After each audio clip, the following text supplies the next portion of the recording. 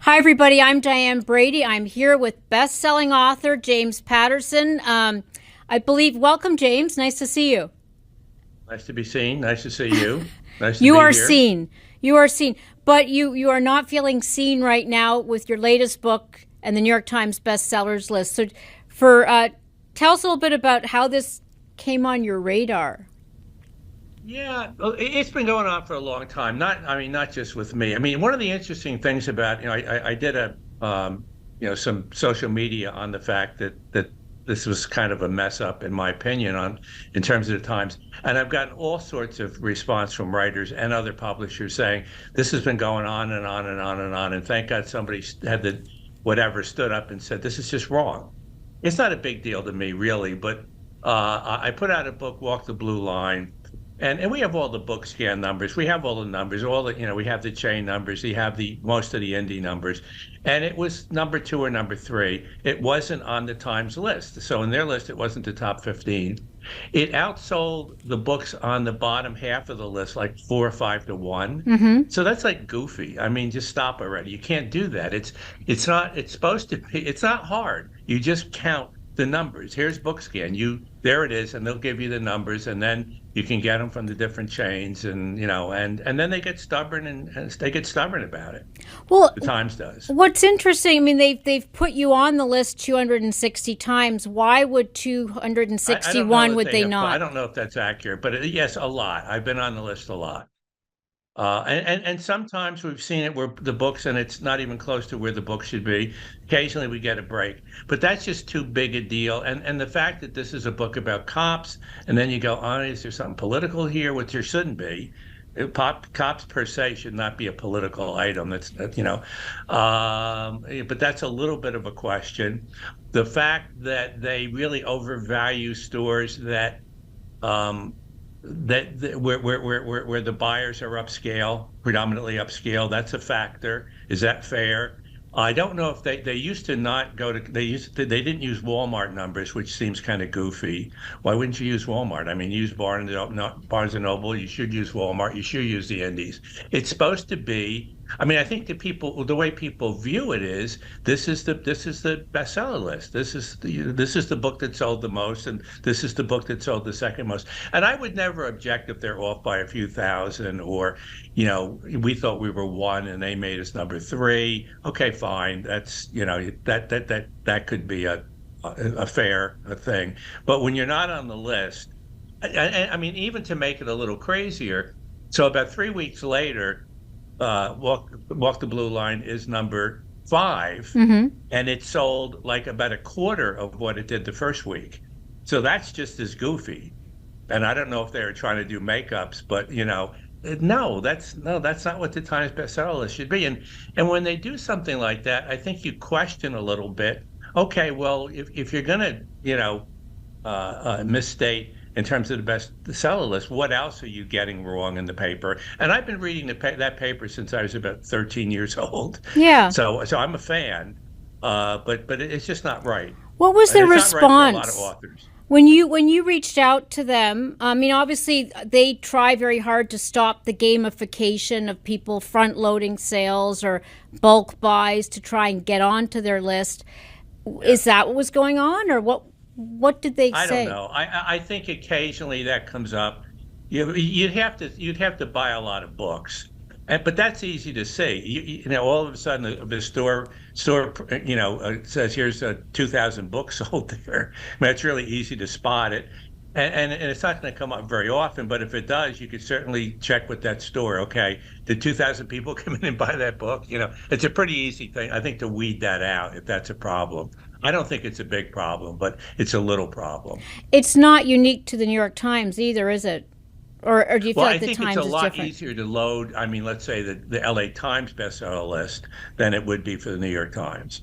The LA Times, it's a much smaller, and I think you could probably sell 400 books in a couple of stores in LA and probably get on that list.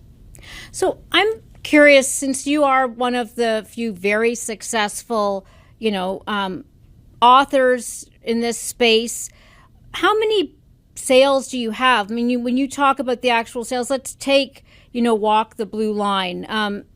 How is it sold so far?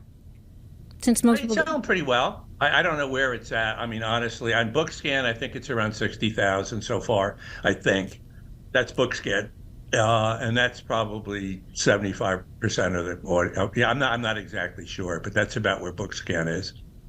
What inspired you to write this book? Because I remember several years ago you talked about how you love fiction and the path you're heading down. Was there a particular reason why you wanted to do this? Cops telling their true Well, stories. I've done a fair amount of nonfiction. I did the Jeffrey Yeah, Epstein yeah. book, and then I did one on John Lennon, which kind of a personal, emotional thing for me to do that book. And then a few years ago, I got together Matt Eversman. Matt was the actual sergeant portrayed in the movie Black Hawk Down. And Yeah. I saw him doing some interviews. He's a friend of mine. I saw him do some interviews, and he gets people to talk about, especially soldiers, to talk about things that they don't normally talk about, that they won't talk about to their families, et cetera. And I said, Matt, let's do a book. And that's where Walking My Combat Boots came from. And our mission was that if you've been in combat, you'd say Everton and Patterson got it right. And if you're one of these people that, you have a little bit of knowledge and you think you understand stuff, you would read the book and say, okay, I really did not understand the military. Then we did ER nurses. And a similar thing in terms of, everybody loves the nurses, but they have no idea how intense it is to be an ER nurse. I mean, it would blow your mind. Matt did most of the interviews, and he said, I can only do one a day because it's just too intense. And then we did the law officers, cops, and similar kind of thing. And it's not pro cop, it's not negative cop, it's just cop. There it is, folks. There's, I think we wound up with about 7,000 pages of interviews. And then what we would do is take a 40 or 50 page interview and turn it into 5 or 6 pages. So you'd get a sense for that individual law officer and then a couple of stories. So it's very readable. But once again, you read it and you go, I had no idea. I had no idea. And once again, I do think if you read the book, you will understand Louisville better. You will understand Minneapolis better. You will understand Memphis better, because part of the equation, when something goes wrong and a cop is in the wrong, I mean, there it is. And he shot a guy in the back or whatever. And it's very clear. What isn't as clear sometimes is how dangerous that job is. And we have to stop saying, well, that's your job. No, it's nobody's job to be in that kind of danger. Yeah. It's nobody's job to get spit in the face. It just isn't. And we have to understand, but most of all, we have to understand how difficult it is. I've done a lot of ride-alongs, but Matt and I did one during when we were getting this book ready. And in that county, the sheriff said there had been 1,100,000 calls for help that year. That's a lot of volume. And every time, you stop a car and you walk up to the car, it's potentially dangerous. A lot of times it isn't, but it can be. You got to bang on somebody's door. There's this domestic dispute. And especially in this country where, 70% of the people have guns, It's dangerous. And people just need to understand it. That's a hard thing. They have those things where you can go with the trained police where you got 2 or 3 seconds to decide whether you should fire in a shooting gallery. And when they put civilians in there, they'll go, oh my God, that's really, really, really hard, because guess what? I do not want to die. But that's the thing about this book. I think you read it and you go, okay, I understand cops in a way that I didn't before. And that does not excuse wrongdoing or bad things that happen in that profession at times. Does the political environment certainly makes it more challenging, it seems, to market books? Has it made it more challenging to do what you do? Because I know you talked about the liberal media, in particular, you feel ignoring this book. Only in this case, well, Jake Tapper had me on, which was great. But in general, no. But I think part of it is, I don't even think it's necessarily political, maybe a little political. I think they just assumed it was positive. And it's not necessarily positive about cops. As I say, there are cops in this book who are cowboys. And you would sit there and go like, ooh, I don't know about that particular cop. I'm surprised actually that they told the stories that they told. But I think a bigger part of it is they just assumed that they understand cops, and they don't. That's the real trick here. And the producers would go like, "Oh, we know what this is going to be." Well, I don't think you do. And I think if you read the book, you go, "Wow, it's not what I thought it was. It's unbelievably dangerous and it's complicated." One of the things that struck me about your career as a writer is the triumph of partnerships. I know you've partnered with President Bill Clinton. You partner with many people to do these your books. How do you pick a partner? I mean, is it or has your obviously it may be project based, but when did you form your first partnership in The producing? first one, it was just kind of an accident. I was out golfing with a friend of mine, Peter DeYoung. Peter's written a lot for the New York Times magazine section. We were both in advertising at the time. Yeah. And I just started talking about this idea for a book about a novel about a golfer. And we just went back and forth, and it's a short book, but we did it, and it was a lot of fun. And collaboration, one in advertising, it's generally collaborative. You work with an art director and a producer, and you're used to collaboration. People don't understand collaboration. I think they go, "Oh, how could that happen?" Well, the vaccine, no collaboration, no vaccine. The Sistine Chapel, no collaboration, no Sistine Chapel. And most television shows. Most television shows are, 5, 6, 7, 8, 9, a writer's room with it's 7, 5 to 9 writers in there and collaboration. So, and it can be a good thing. Well, let me ask, if you don't mind, James, in terms of the zeitgeist of publishing, because I remember when you came out with Book Shots, and that was very much, I think a much quicker read. It was Alex Cross became an incredibly popular character.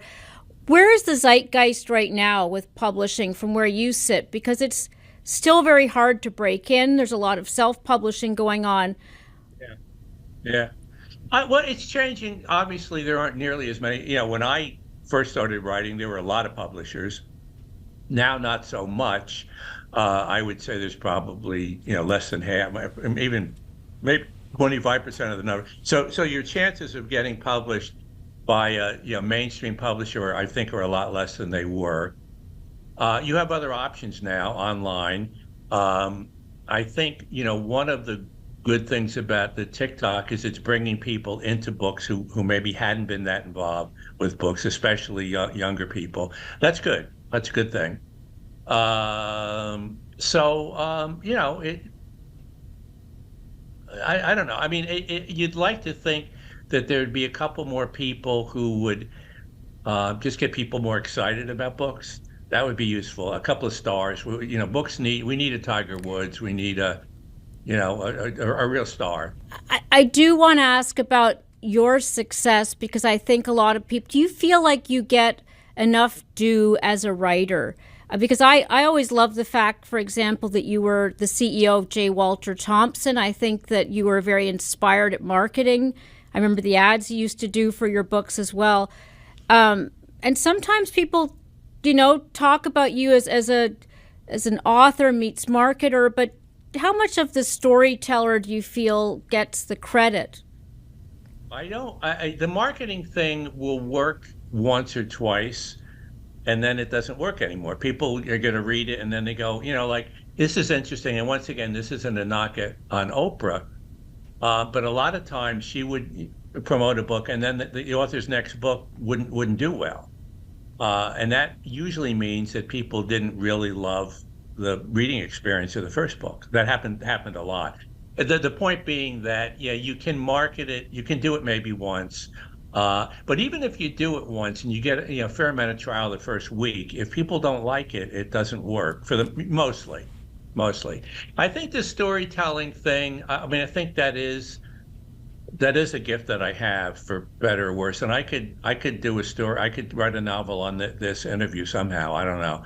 But give me a subject and I could write it. I think that I just did an autobiography, and I wasn't planning to do it, but it was during COVID, and I just started writing story after story after story. And I think that anybody that doubts that I can write, read it. And you'll say, wow, no murders, and it flies. And I think it really turned out well. And a lot of people quoted it, and there are people that I don't know, like Bob Woodward, et cetera, et cetera. And the quotes are really way over the top in terms of, at any rate, So I think the storytelling is strong. I don't know that I'm seen that way by some people, and that's fine. But so I think, and I don't think the marketing thing it helps, but at this stage, it's not that big a deal. Now, why is the bestseller list is important to you? Is it in addition to just being factually accurate? Is there also a pride aspect? I mean, do you or I don't care that much. This one bugged me because I think the cops book is useful, borderline important. I think we need to understand the police. I think cops need to understand the neighborhoods better than they do. They need to reform. Most cops understand that they need to reform and get better. But we need to understand cops better too. And if we don't, I mean, I think last year there were 350 cops got shot in duty, and that needs to be out there. That it is dangerous, and it's not just cops being bad human beings. Most of them don't go in it for that reason. So I thought it was I think it's an important book. So it bugged me a little bit that particular book, and we've had instances in the past where a book of ours, we know it should have been number 2 and it's number 6. Okay, who cares? That's not a big deal. This one, it bugged me a little bit more. And then as I said, I've been reading the Times since I was a kid, and they should be better than this. Yep. And when somebody points it out, they should go, okay, you know what? We need to re-examine this thing because it's just not accurate. And if it just has to do with you're weighing certain stores that cater to upscale book buyers, whatever that means, that's not right either. That's actually probably what Fox is being criticized for. I'd be remiss being at Forbes. What we track is really wealth and the world's wealth. And I know that you are clearly, if not the wealthiest, well, one of the wealthiest authors out there. Yeah. Is that accurate? I can't remember if it was like 70 million a year. I'm trying to remember what the figures were, but you're making an impressive amount of money. Year to year. Huh? Yeah, I think it's probably accurate. Yeah, no, I've been whatever. I put out a lot of books, and they sell a lot of books, and if you sell a lot of books, you tend to make a lot of money. So that has happened. So you make, I mean, basically, I think you were 3/4 of a billionaire. That was the last I checked on my from the wealth team. That's fair, I think. I'm just asking because I don't know because you don't know from year to year these days. Last year, I think we got banged around a little bit. It's probably in the ballpark. Yes, I would say so.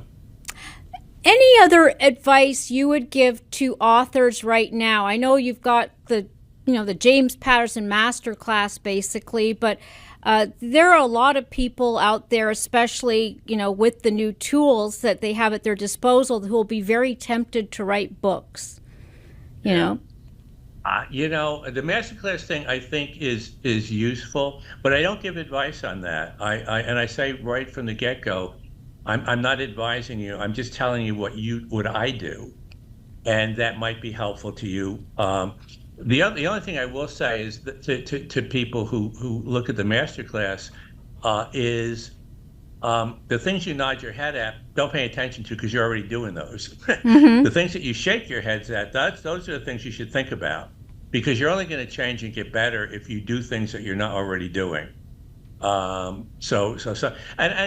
look, it all depends. Story is huge for me, and I think if it is of interest to you to sell a lot of books, that's certainly a good place to start. Starting with when you describe your book in a couple of sentences, people go, "Oh, that sounds great." If you describe it and people go, "Oh, that's interesting," it's probably not that's a little bit of a question mark anyway. It didn't stop James Joyce, but he went right along and did Ulysses no matter what. You can't crowdsource some things. I don't know if there's a holy grail partner or project that you still have that is on your bucket list that you've yet to do. Yeah, man, Pope Francis. I'm actually doing one now, which is a lot of fun. I love. I'm actually doing another book with President Clinton, and Dolly and I. We're just getting ready to do the movie, which is a lot of fun. Mm-hmm. I think the great thing for me about both the Clinton and the Dolly thing is we really have become good friends. I'm really a good friend of Dolly's now, and vice versa, and I'm a good friend of President Clinton and Hillary. But the one I have coming now is I was approached by Michael Crichton's estate, and he had written one book. He'd done about 70 pages, and they said, "Would you be interested?" I said, "Well, I'm a fan, but send me the pages and let me see if this particular story." And it's about a volcano that's threatening to take out literally the island of Hawaii. And then there's something else going on in the island that's even more dangerous, much more dangerous. And I went, this is a cool story. and it would be a challenge for me to write this kind of book because Michael Crichton's style is quite different from mine. We both try to keep the pages going, but he puts a lot of science in there, which I don't. I'm not used to doing that. So I said, you know what? I want to try to do that. That'll be a really cool challenge. And I'm 2/3 of the way through now, and I'm loving doing it. It is a cool challenge, and that's the other thing I think that keeps me excited about the books is new challenges. And when I take on a challenge, like if I'm going to write a book with President Clinton, I really want to do the best thing I can possibly do, or with Dolly. And there was, doing a country music oriented book. That was a real challenge to me too, and interesting. And then now with Michael Crichton, the book that he had started, that's a cool challenge too. And the autobiography. That was really a challenge. It's like, I don't know if I can do this. Can I really do, it sounded like, who wants to read a book about James Patterson? It was very popular. Your autobiography was very popular. I said, that is the marketing challenge. Why should somebody want to read a book about Patterson? Even people who like my thrillers. And I said, I'm going to do this in a way that somehow you won't stop turning the pages. That was my challenge.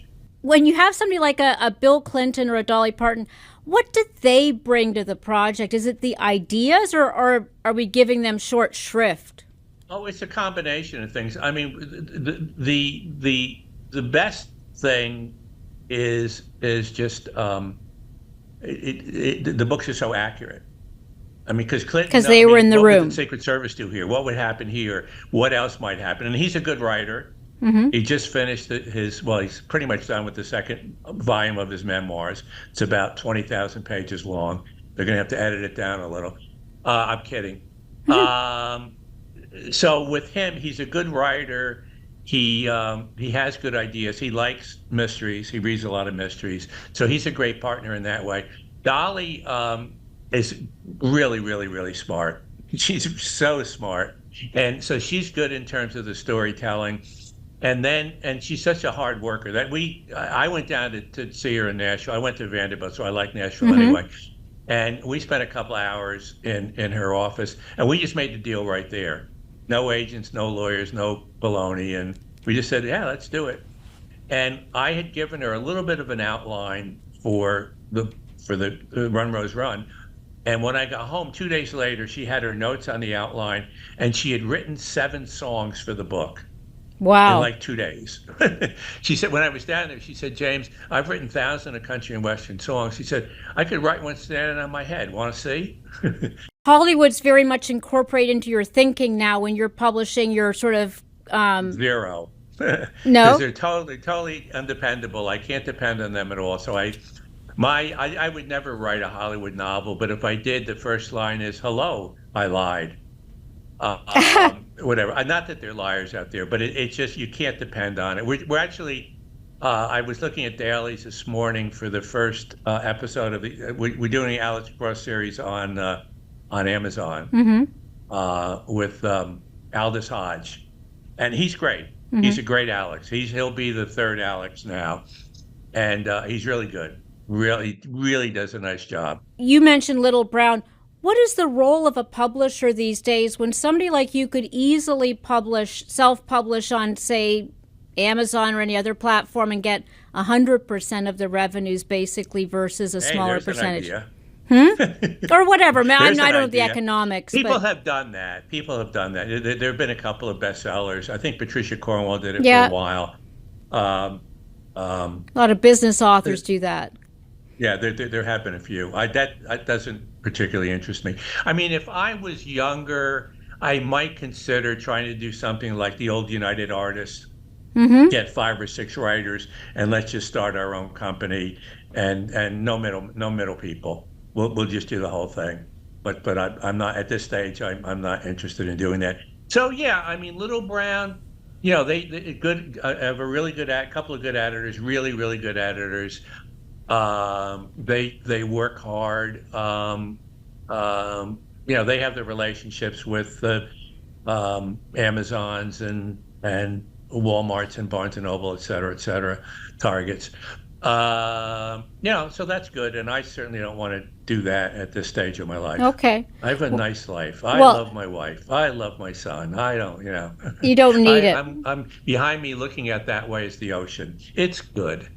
Well, it sounds like you're also still pretty good with the New York Times, right? So for all That's fine. Yeah, absolutely. If anything, this is just one of these things where it's a little wagging the finger in a very minor way and saying, you guys are better than this. And they should be. I'm a little disappointed that they didn't just go like, you know what, we need to fix this. This has been wrong for a long time, and it affects a lot of writers. It affects young writers that suddenly they don't make the list and they miss it, and that's a big deal.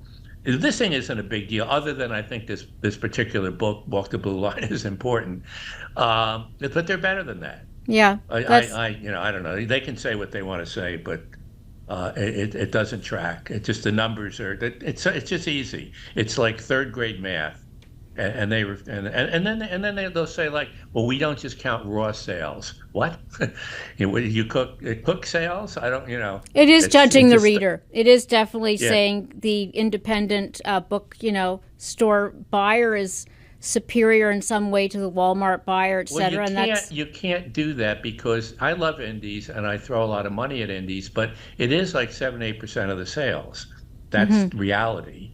And it's still, here it is, and it's on your street, and it's valuable and it's wonderful, and but you can't base the bestseller list on that. Yeah. You can if it's the indie list. Well, here's to more. They have their own magazine. I do not doubt we will see you on the bestseller list again, James. I hope so. and thank you very much for joining us. I appreciate it. Yeah. Thank you. I read Forbes every month too. So excellent. Well, we will have you on again for the next book, and good luck in Hollywood. Okay. Yeah. Thank you. Cheers.